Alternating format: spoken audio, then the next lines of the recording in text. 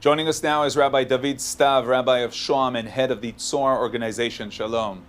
Shalom, shalom, good afternoon. We're familiar with many of your statements and opinions regarding what's happening in Israel, but today you decided to take to the streets to join a protest march calling for the recruitment to the army of the Haredi community. Yeah, actually it's not a regular action that I'm taking. Usually I'm not involved in any kind of protest or demonstrations. My way to express myself is through writing, through talking to the people, not through the participation physically in the demonstration itself.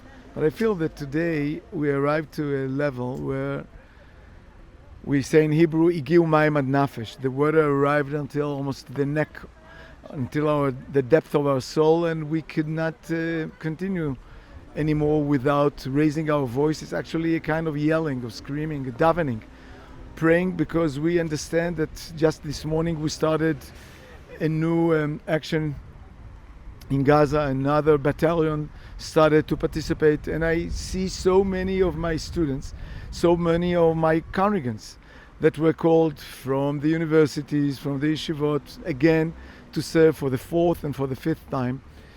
It's breaking families, it's destroying jobs of people, and it's impossible that one tribe will carry on its shoulders the responsibility of the state, and another tribe, which has tens of thousands of men, would not be a part of that mission. To carry the burden of our society is one of the 48 ways that Torah is given to us.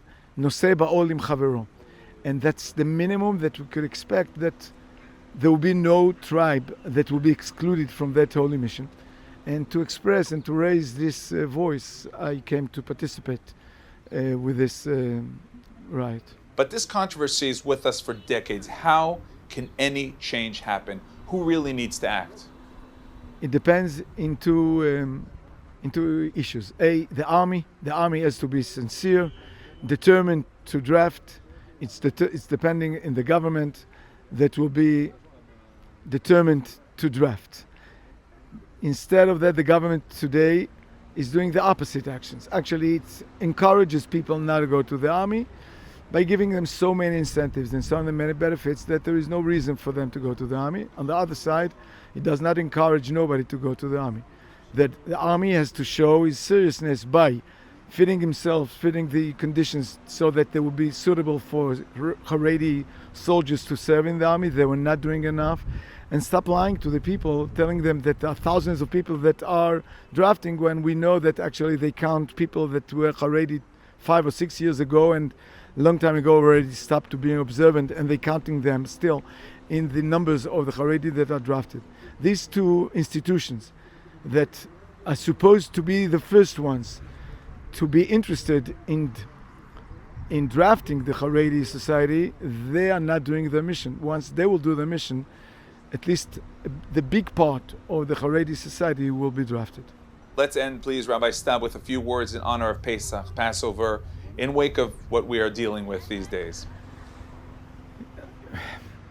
You know, we say every year, B'chol dor v'dor, in every generation, a man should feel that he was actually redeemed from Egypt. I think this year, when we saw the stories of the hostages that described literally how they broke their pita, the bread, to two pieces because they were not sure that they will have the pita for the next day. When we will break the matzah to two pieces this year, it will be much more meaningful.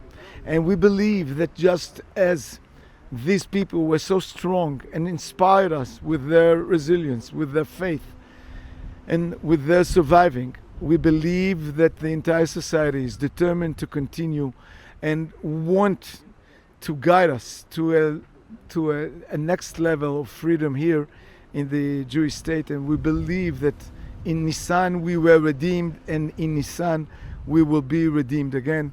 Bezrat Hashem. Rabbi David Stav, thank you very much. Shalom, shalom.